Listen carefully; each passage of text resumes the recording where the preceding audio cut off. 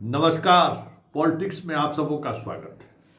और आज हम पॉलिटिक्स में बात कर रहे हैं उस पॉलिटिक्स की जिस पॉलिटिक्स ने पूरे बिहार के डायनामिक्स को ही बदल दिया है।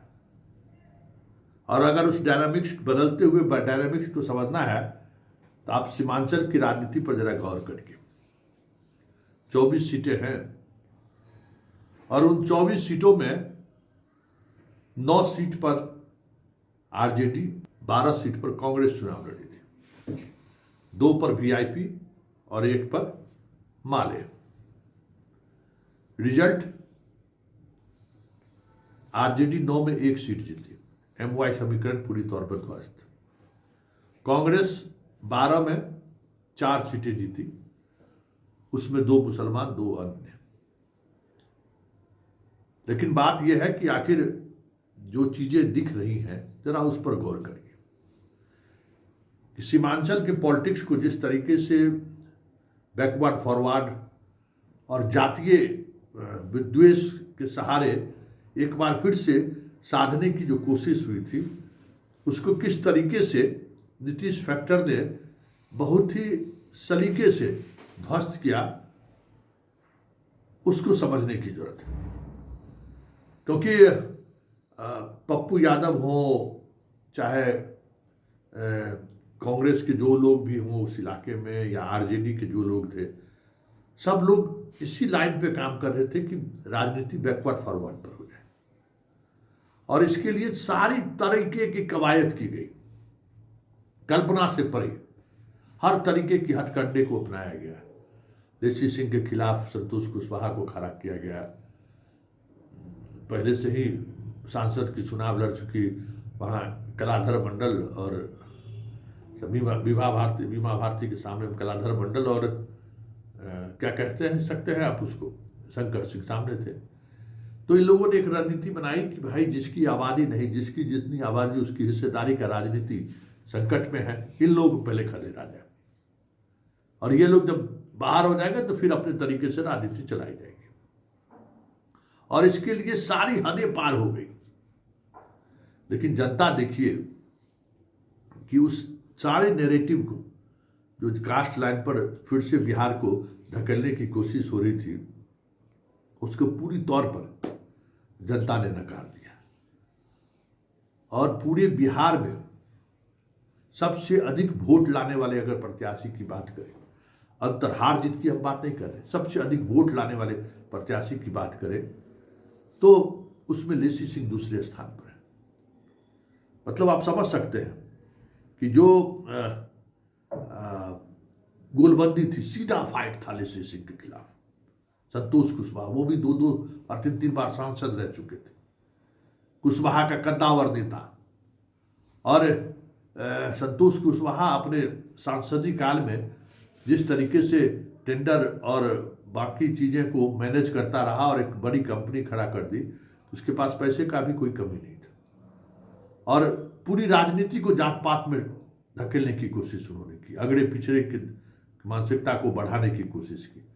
और उसके बावजूद भी जो परिणाम आया सामने, अब आप समझ जाइए कि 1,38,750 वोट आया है लेसी सिंह को। लगभग 48,000 से अधिक वोट से संतोष कुशवाहा आ रहे हैं। लेकिन ओवरऑल पूरे बिहार में सबसे ज़्यादा वोट लाने में दूसरे स्थान पर ही हुआ। एक महेश्वर पासवान हैं जिन्होंने बीजेपी के हैं, वो ओवरऑल आपको अगर हम बात करें तो वो वोट लाए हैं 1,40,608। यही सबसे ज़्यादा वोट लाने वाले हैं बीजेपी से। उसके बाद लेसी सिंह है, उसके बाद नरेंद्र नारायण यादव है 1,38,401। तो ये संकेत क्या है, ये जो डाटा है, इस डाटे का मतलब क्या है? मतलब कोशिश हुई उस राजनीति में जहां लेसी सिंह चुनाव लड़ती है, वहां राजपूत का 10,000 भी वोट नहीं है, वहां वो लड़ती आ रही है, लगातार विधायक बनती जा रही है। 2000 से ईस्वी से वो विधायक बननी शुरू हुई है। और कोशिश हुई इसमें आरजेडी और कांग्रेस दोनों की तरफ से कि मतलब कांग्रेस मतलब पप्पू यादव की तरफ से कि हम इस बार इस राजनीति को जो डेवलपमेंट के सहारे जो कास्ट की राजनीति को ख़त्म कर दिया गया है सीमांचल में, उसको हम फिर से कम बैक करें, क्योंकि कास्ट पॉलिटिक्स सबसे आसान पॉलिटिक्स है और उस पॉलिटिक्स के सहारे बहुत ही सारी चीज़ों को सराहा जा सकता है और लोग सराहते भी रहे हैं। ये एक फेनोमिना है, बहुत आसान है कास्ट के नाम पर पॉलिटिक्स करना, और उस पॉलिटिक्स में को अपने तरीके से लोग देखते भी रहते हैं। उससे एक नज़रिया, मतलब कहते हैं ना, सहज सुलभ पॉलिटिक्स है जात की पॉलिटिक्स। ना उसमें डेवलपमेंट की जरूरत है, ना किसी समीकरण की जरूरत है, बस कास्ट के बीच की आपसी वैमनस्यता जो बरसों पहले रही है उसको जगा देना है। तो वही जगाने का काम उस क्षेत्र में हुआ, लेकिन जनता ने पूरी तौर पर नकार दिया। और नकारा ही नहीं, उस पूरे रीजन से 24 कंस्टिट्यूंसी में आरजेडी को तो झटका लगा ही लगा, एक सीट जीत पाई। कांग्रेस जो 12 सीटों पर चुनाव लड़ रही थी और सामने एआईएम था, उसको भी वो नहीं रोक पाए। उससे बेहतर एनडीए का परफॉर्मेंस रहा, उसने एआईएम के उस तमाम प्रभावों को कहीं न कहीं रोकने में कामयाब हो गया। दोनों दो तरह के जो बातें रही, एक तरफ कम्युनलिज्म को लेकर सामने खतरा था ओवैसी, और दूसरी तरफ कास्ट पॉलिटिक्स।